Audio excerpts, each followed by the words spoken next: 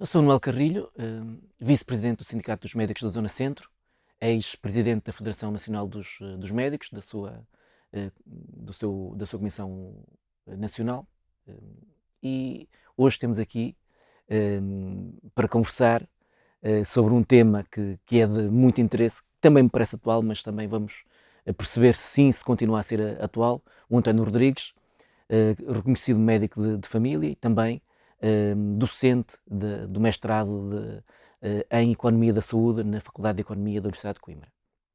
E eu começava, e porque o tema é este de carreira médica e de progressão na carreira médica, se achas que neste momento que vivemos continua a fazer sentido falarmos de carreira médica? Se existe, se devia existir, o que é que tu achas disso?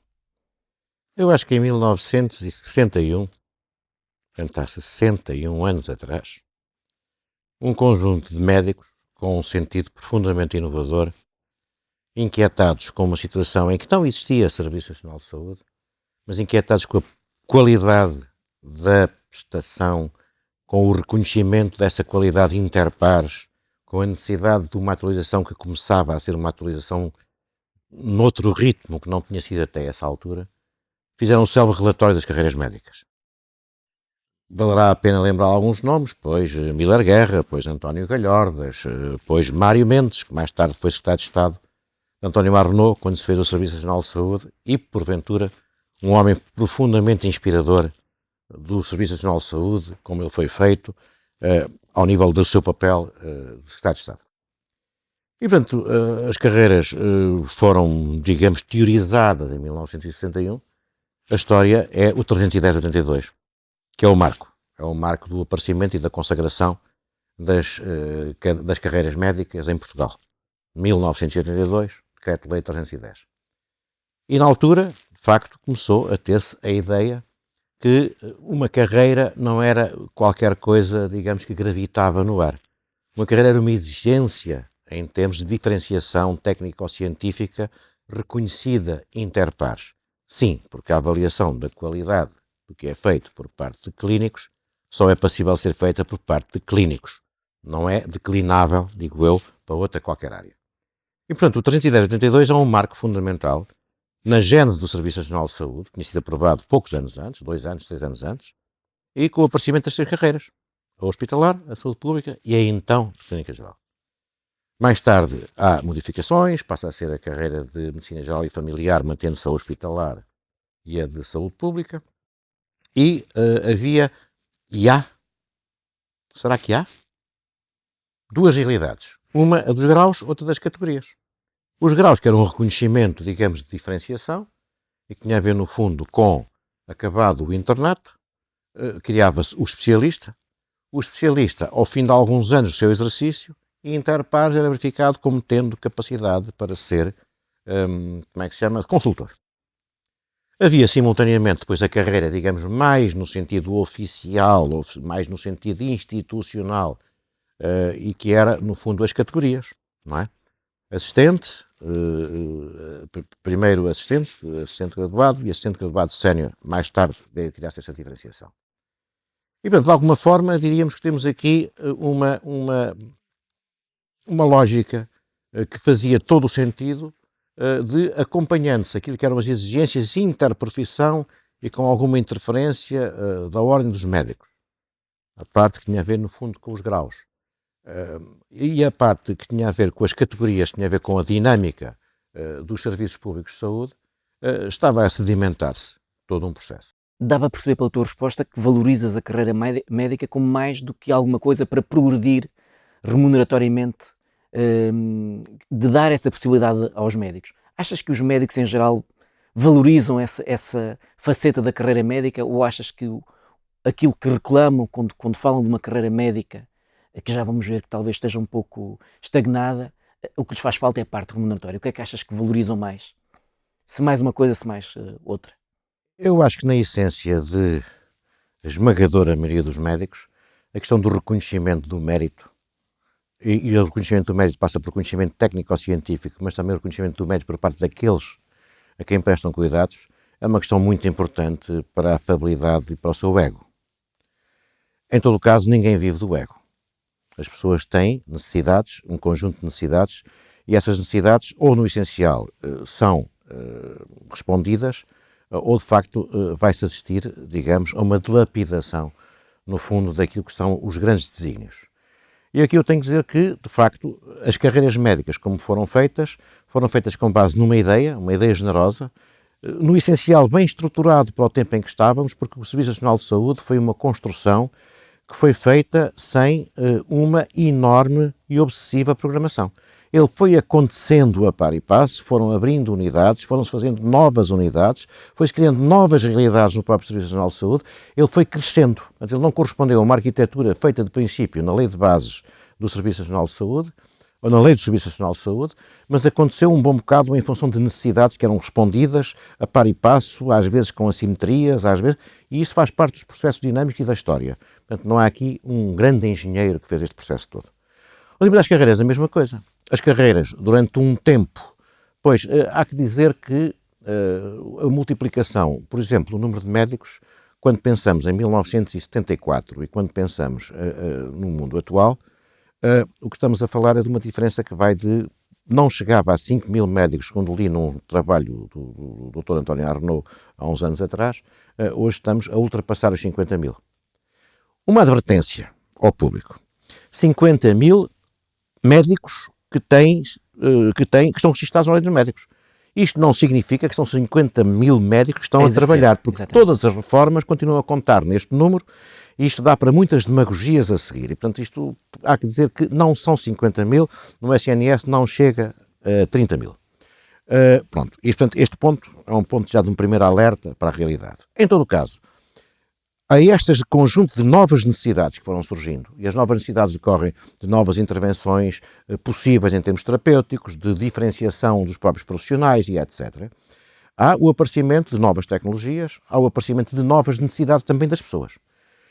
Porque hoje quem utiliza o Serviço Nacional de Saúde tem níveis de exigência, felizmente, muitíssimo superiores ao que tinha há 15, 20 anos atrás, onde tudo era novo. E, portanto, tudo era, digamos, hoje considera-se que são conquistas. E, nesse sentido, há reatividades que acontecem por parte dos cidadãos que fazem todo o sentido, porque a máquina não podia ter parado.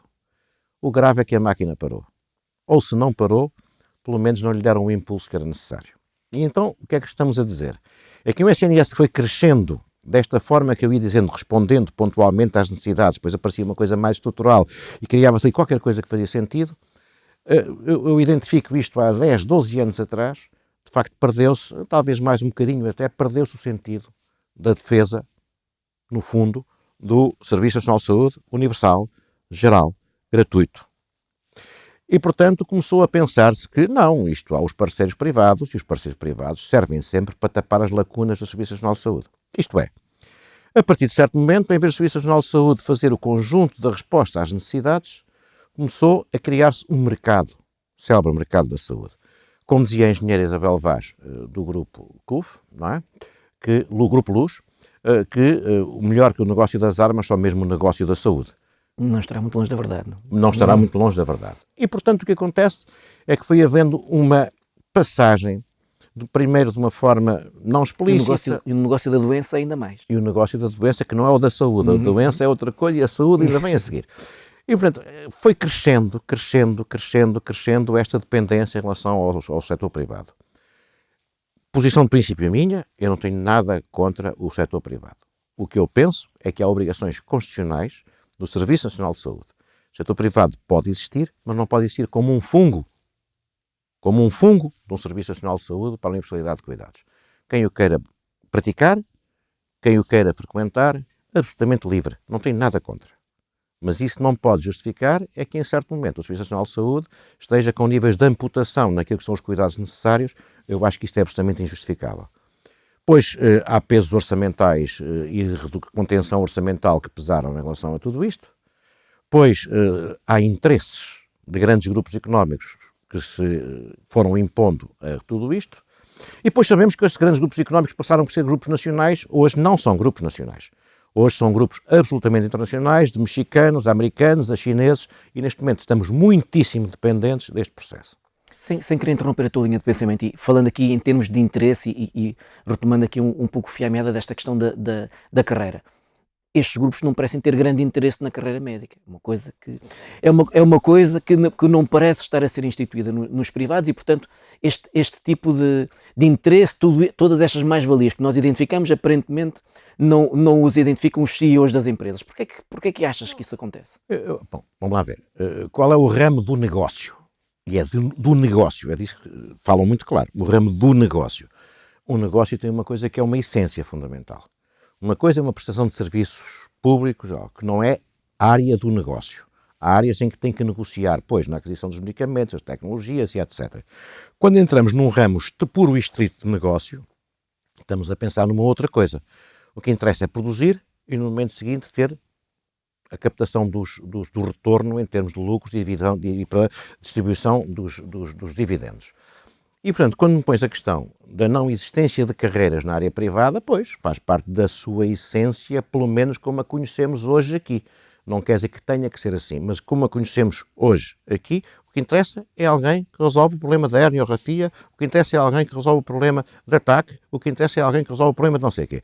O resto não é, digamos, não está no core business, como agora se diz em português moderno, core business, não está no core business das organizações. Mas querem que alguém faça isto e que não seja tão desprimorado que vá manchar o brand português moderno, a marca, mais uma vez.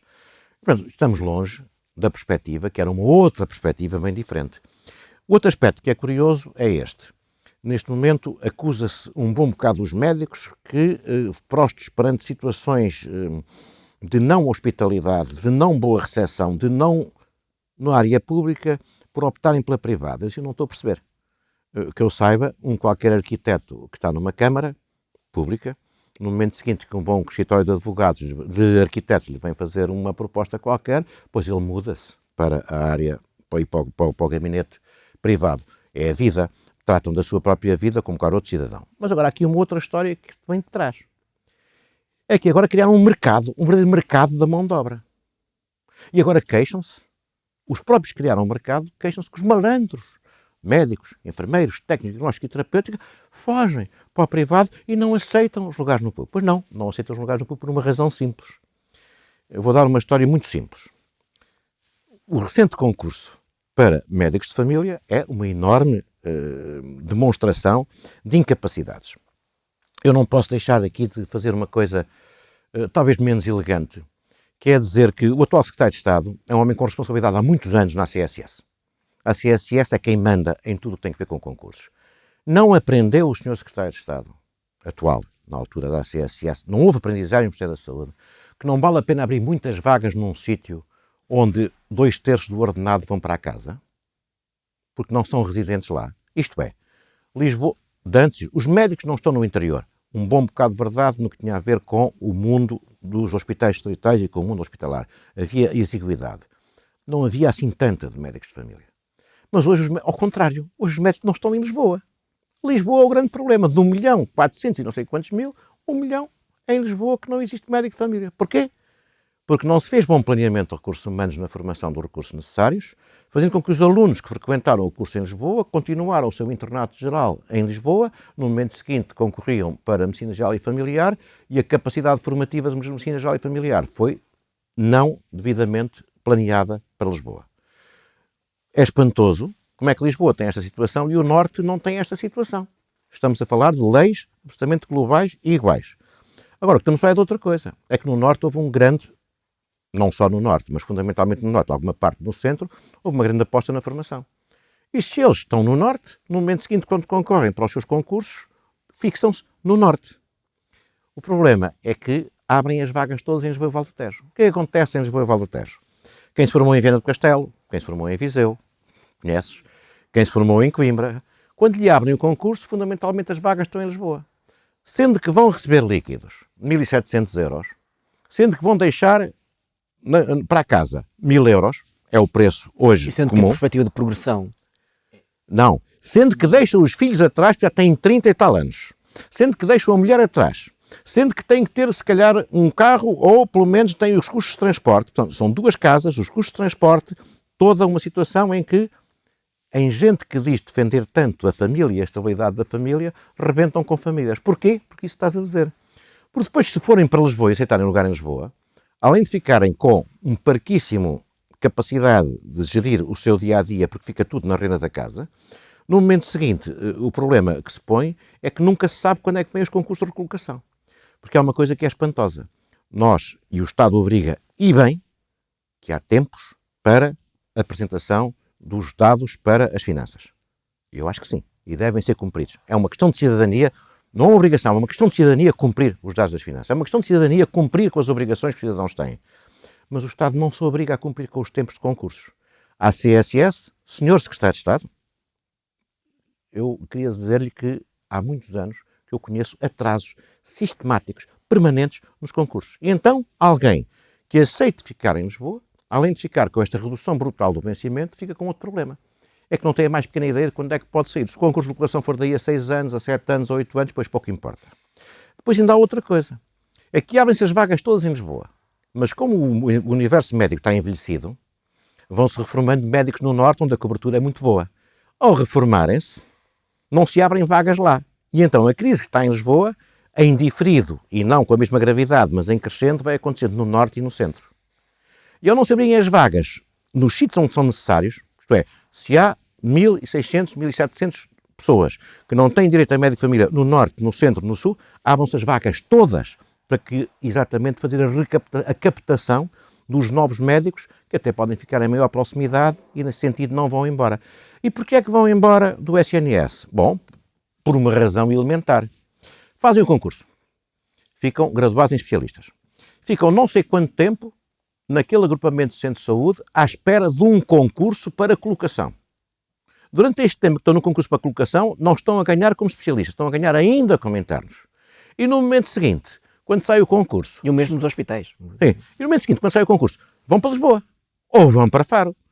E eles dizem assim, vieram aí os homens não vou dizer o nome das firmas, e disseram que me davam o mesmo dinheiro, mas eu ficava em casa, ok? Tinha sábados e domingos livres, ficava em casa e tal, e portanto, eu pelo mesmo dinheiro fico com a minha família, não tenho o gasto de uma nova casa em Lisboa, de todos os transportes, ficar separado dos meus filhos. É óbvio. Eu pergunto à CSS, e aqui eu sou muito claro em relação à CSS, os ministros vão passando. A CSS tem equipas que se foram perpetuando e que têm exatamente o mesmo vício. E hoje temos um Secretário de Estado que foi durante muito tempo um homem importante na CSS e até foi seu presidente. Eu digo, seu presidente, o que é que explica o que aconteceu, que é espantoso? O número de candidatos que era possível contratar para entrarem na carreira de medicina familiar, o número de vagas foi inferior aos candidatos possíveis. O que é que estamos a fazer?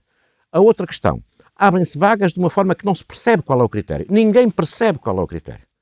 Em todo o caso, o que acontece é que há sítios carenciados onde não se abrem vagas. E, portanto, nestes sítios carenciados, concretamente, é em zonas onde até os próprios profissionais que acabam a especialidade podiam dizer, olha, é aqui próximo, é aqui não sei o quê, eu vou para lá. Mas não, como não abrem a vaga, pois vão fazer uns bancos indiferenciados, umas coisas, suposto serviço de urgência. Mas e não achas que os médicos deveriam ficar satisfeitos com a possibilidade de progredir com este CIADAP? Bom, em relação ao CIADAP médico não vou falar.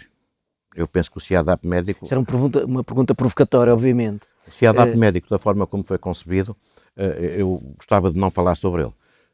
Tanto quanto sei, eu na altura não fazia parte da estrutura sindical em termos de diretivos, tanto quanto sei que foi posto sempre ao Ministério da Saúde, é que não há avaliação de um profissional independentemente da avaliação de um serviço.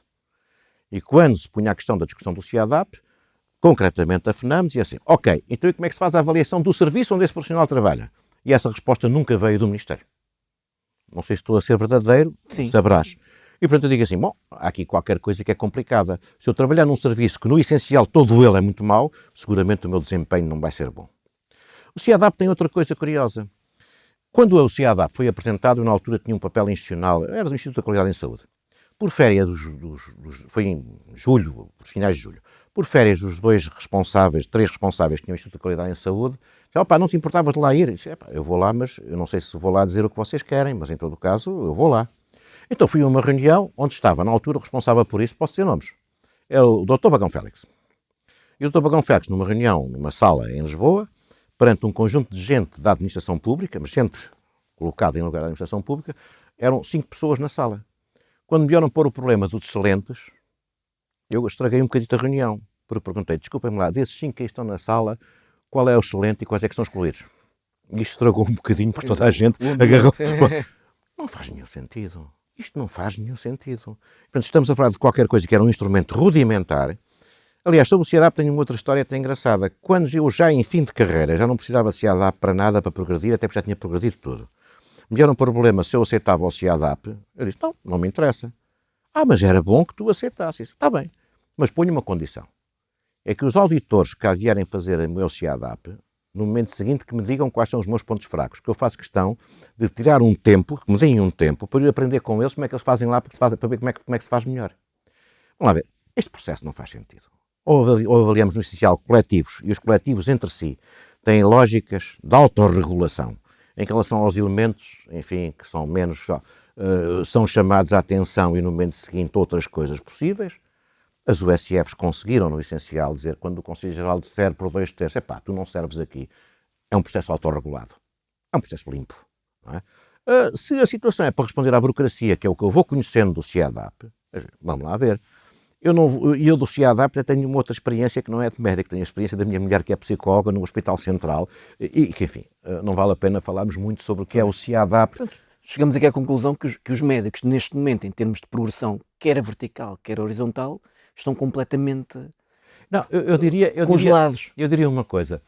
O que se conseguiu fazer em termos do estatuto de empregabilidade, em função da nomeação de estruturas gestionárias, ao nível dos próprios serviços e etc., que conseguiram fazer uma coisa espantosa. É que conseguiram fazer com que serviços, e serviços são um conjunto de pessoas que não são colaboradores no sentido que é dito por aí, de que colaboram entre si para a construção de qualquer coisa que vale a pena, em que há, portanto, o sentido coletivo, o sentido da discussão, da reunião de serviço, que não é só para fazer escalas, nem só para fazer as férias, o programa das férias, mas discute-se e faz progressão, e faz auditoria interna. Daí até a governança clínica vai um saltinho, que não é poder médico. Governança clínica é outra coisa bem diferente. Isto é para os candidatos a bastonário agora dizerem, acabar com o poder médico e falarem de governança clínica, para ser praticada. O que eu digo é que estes serviços, que eram serviços em que as pessoas cooperavam, os serviços hoje não são sentidos de cooperação. Foi transformada toda a lógica da organização hospitalar, fundamentalmente a hospitalar, mas também nos centros de saúde convencionais, os CSPs, foi transformado numa zona do salve-se quem puder. Isto é, eu digo que os serviços hoje são grandes coletivos solitários. Porque a lógica é, eu vou tentar fazer o que me for possível, da melhor forma possível, mas eu não posso estar dependente de outro porque não há o sentido institucional de serviço.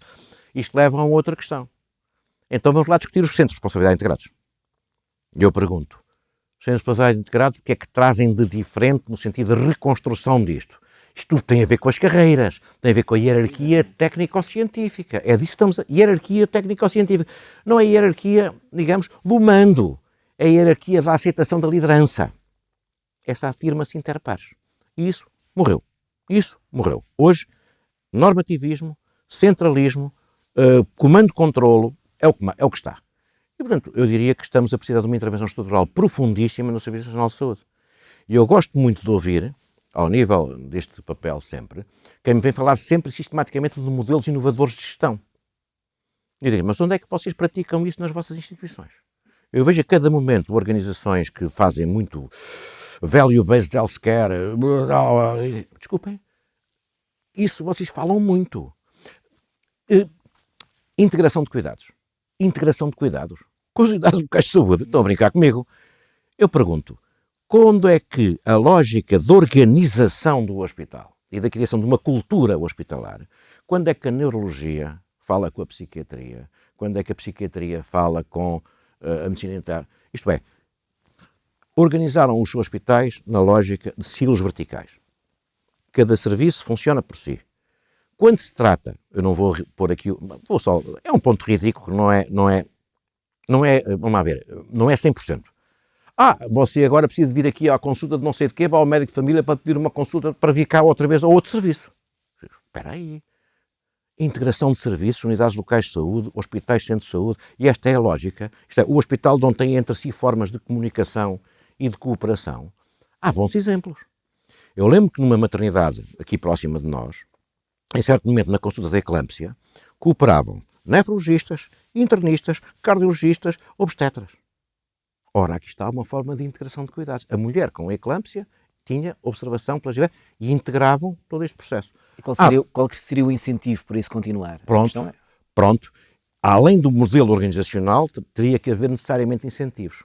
Eu acho que na discussão dos centros de responsabilidade integrada, se eu bem sei, não é a minha área, não é hospitalar, acho que há qualquer coisa que falta aqui, que é, das linhas verticais de produção do hospital, como é que se fomentam linhas horizontais de comunicação entre as instituições, dentro dos serviços das diversas valências hospitalares. E eu digo, acrescentar este hospital em silo, acrescentar do outro lado a gestão do centro de saúde, é curioso, esta agora é um bocadinho rija, mas eu gosto de falar claro. É curioso que quando falamos nesta história desta integração, eu há muitos anos atrás disse na Escola Nacional de Saúde Pública, quando é que acabavam com o curso de Administração Hospitalar e começavam a fazer o curso de Administração em Saúde. Ok? E dizia, bom, depois pode haver um ramo que é diversificação para a parte hospitalar, diversificação para a outra parte toda de cuidados. Na altura houve sorrisos e etc. Em todo o caso, eu vejo hoje que, de facto, quem vem de um hospital tem todas as competências necessárias para fazer a gestão dos cuidados primários de zona. E eu pergunto, como? Não estou a perceber. Mas há aqui, eu costumo dizer que as unidades locais de saúde têm um problema. É a panela de ferro e a panela de barro. Não é para o hospital ser mais gente. Não é nada disso. É a lógica organizacional. Um serviço hiperconcentrado assenta no essencial na tecnologia, assenta no essencial na intervenção por episódio crítico do doente. Não tem nada a ver com a lógica da organização num serviço completamente disperso, num serviço de continuidade de cuidados e numa lógica, no fundo, há qualquer coisa aqui e há um motivo. Quando vêm sempre com os exemplos das empresas, é capaz de haver. É capaz de haver um motivo para haver o Continente e para haver a Vorten e para haver a outra dos desportos, não sei como é que é. Há uma estrutura central que tem uma ideia, mas depois o desenvolvimento das políticas é...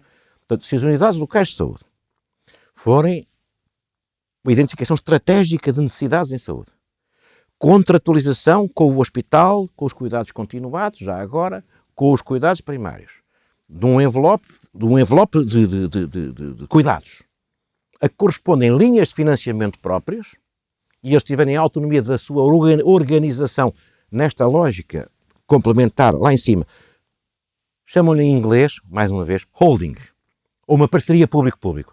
Se isto forem as unidades locais de saúde, Dr. Pizarro, para a frente. Oh, amigo Pizarro, se for a reprodução daquilo que existe, já demos. Basta ir aos números. A entidade reguladora da saúde faz uma avaliação, não consegue resultados. Todos os estudos parcelares que existem são parcelares, não identificam o passado com a evolução após ser o LIS e, portanto, não têm uma noção do histórico que é que evoluiu. A outra, não comparam hospitais homólogos em um LIS e não o LIS, portanto não temos comparação. A outra ainda, comparam hospitais, mas não comparam a prestação dos cuidados primários. Ora, nós sabemos que quando há unidades locais de saúde, salva de Matosinhos, tudo o resto tem muito menos unidades de saúde familiar do que as outras todas. E portanto, digo assim, a base de evidência para o nosso CEO e para o nosso Ministro, para esta decisão, é uma base de evidência que não existe. Eu diria, estão a entrar num jogo de aventura e com o sistema de saúde convém não aventurar. E, sobretudo, quando a história nos diz que, se calhar, não é isto a integração de cuidados. A integração de cuidados é muito mais sofisticado. Isto é, não é a linearidade das decisões de fundir um Conselho de Administração que cria cuidados integrados. Bem ao contrário, é perceber a complexidade. Perceber a complexidade. Isto não é, se A interage com B, então C. Não. Isto é a teia sistémica. Tudo. Esta gestão da complexidade é uma obrigação por parte de quem tem responsabilidades maiores na gestão de qualquer coisa que é um serviço de saúde. Muito interessante e até bastante atual. Retomando, portanto, eu já falei aqui do LIS, já falei aqui de unidades locais de saúde, interessa-me, claro, que fundamentalmente a questão da carreira. Acho que em relação à questão da carreira... Até porque já nos alongamos um pouco, eu gostava de fazer uma pergunta neste sentido. Porque é fácil perceber aqui por esta nossa conversa, e é fácil para nós médicos percebermos as vantagens da carreira para quem as quer ver. Para quem não é médico, para quem nos pudesse estar a ouvir e não é médico, como é que lhes podemos representar como vantagem direta desta ideia para o utente, para o doente do Serviço Nacional de Saúde? O que é que ele vai buscar de mais-valias nisto para quem possa não perceber o que é que... Como é que tu venderias essa ideia a alguém que não seja médico? Eu vou já ao teu ponto. E eu vou já ao teu ponto, mas não sem que antes diga uma coisa. Há um ponto absolutamente na ordem do dia. Eu vou-me antecipar relativamente à FTAM, de que sou um membro dos seus corpos de direção. E é a seguinte: todos os candidatos a bastonários nas eleições recentes, na ordem dos médicos, que ainda estão a decorrer agora na segunda volta, falaram da necessidade de mais um grau. Eu estou inteiramente de acordo. Especialista e consultor, ao fim de 5 a 8 anos, de especialista passa a consultor e depois parou? Não. Penso que a evolução do conhecimento, a evolução das práticas, a evolução, no fundo, das aptidões, é de tal forma que obriga, e pensar até nas organizações, porque a parte da gestão é qualquer coisa que nós devemos aprender.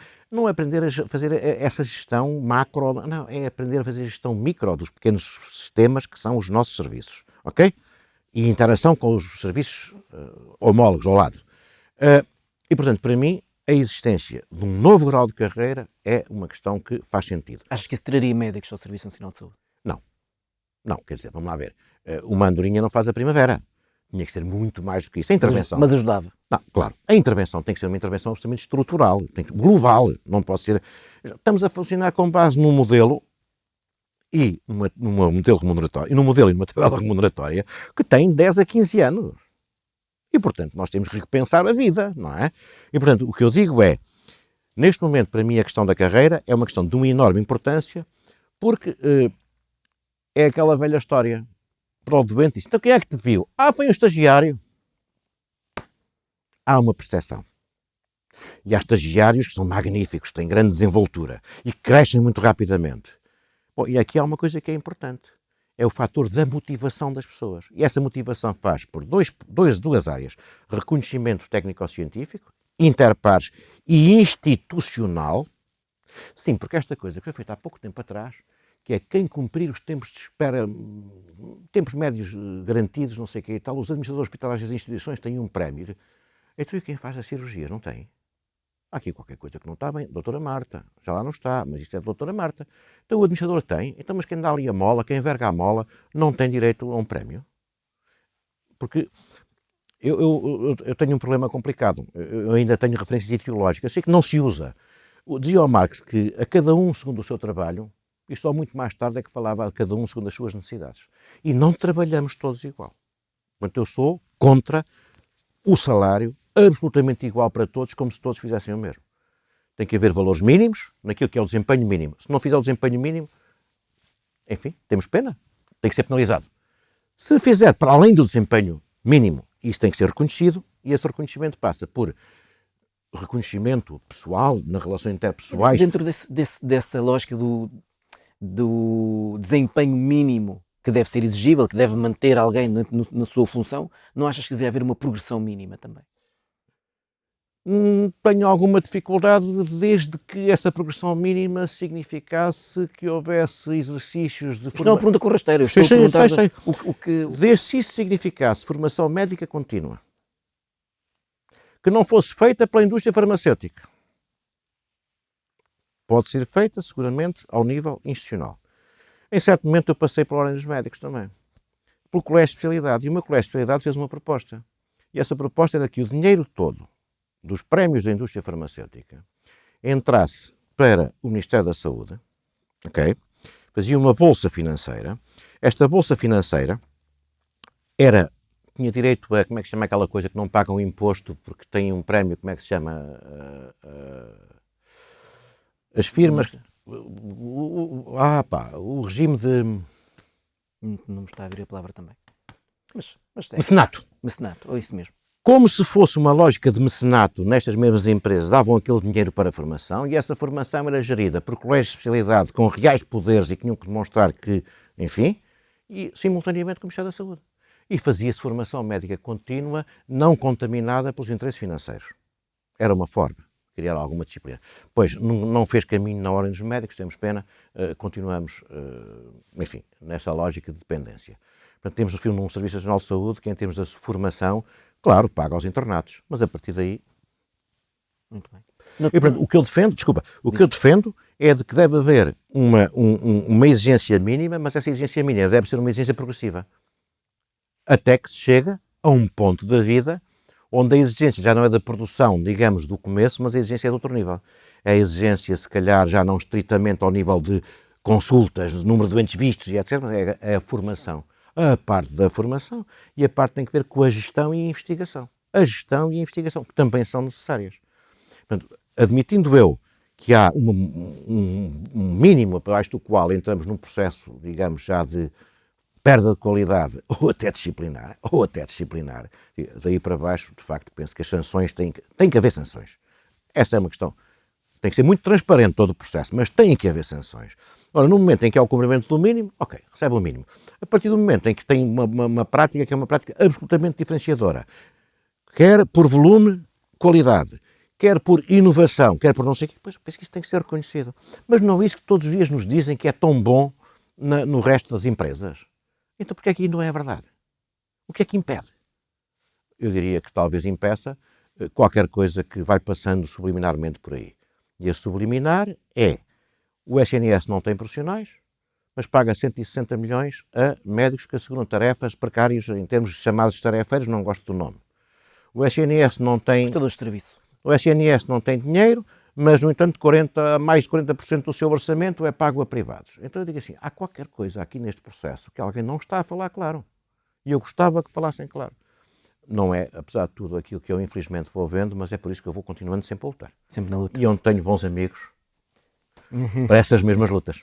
Não te vou deixar escapar sem responderes ao desafio que eu te coloquei, que é de como vender esta ideia da carreira médica a quem não é médico. Vender no sentido de como fazer compreender estas vantagens. Há uma coisa que eu, em todos os níveis, eu penso que há áreas que devem ser áreas absolutamente reservadas. A área da segurança interna, eventualmente os negócios estrangeiros e aquilo que tem que ver, no fundo, com as Forças Armadas. O resto, em toda a administração pública, o que tem que haver é transparência, que é o que vai faltando por aí, depois aparecem estes casos e casinhos por aí fora. Transparência. E a lógica é, no momento em que seja transparente quais são as diferenças e os níveis de desempenho, nesse momento as pessoas percebem e fazem escolhas. E as escolhas não são condicionadas, digo eu, por um homem maravilhoso que emagrece senhoras e senhores em 3 meses. Não é por isso, é por outra coisa, que é na sua continuidade vão-se criando perfis, vão-se criando nomes e vai-se criando, digamos, reconhecimento público. Porque nós trabalhamos, de facto, diariamente, é com muito público. E isso, e sendo que trabalhamos em zonas demograficamente limitadas, geográfica e demograficamente limitadas, eu penso que isso é um estímulo e que até funciona num sentido positivo para uns e no sentido que outros têm que se inquietar para conseguirem, digamos, manter o seu bom nome. Portanto, eu sou claramente por processos de avaliação límpidos, transparentes, pré-conhecidos todos os critérios e que no momento seguinte, perante a consagração dessas mesmas avaliações, não só de conhecimento, mas também de desempenho ao nível de organização, mas também desempenho seguramente na parte clínica, esse reconhecimento penso que é uma questão fundamental. As carreiras Isso é a essência da carreira. São para continuar? Achas que vale a pena lutarmos por elas? Eu acho que vale tanto a pena lutar pelas carreiras como lutar pelo Serviço Nacional de Saúde. Não sei se os portugueses têm a mesma opinião, mas eu acho que são duas coisas que são completamente a par. Obrigado, António, por esta conversa, que se tornou uma conversa aqui de largo espectro, e eu agradeço-te muito teres partilhado connosco o teu conhecimento, que é vasto, e poderíamos ficar aqui muito tempo a falar, mas a pressão do tempo atinge-nos a todos. Muito obrigado por ter aceito este desafio. Eu é que agradeço. E eu acho que vai ser muito enriquecedor para quem nos venha a ouvir.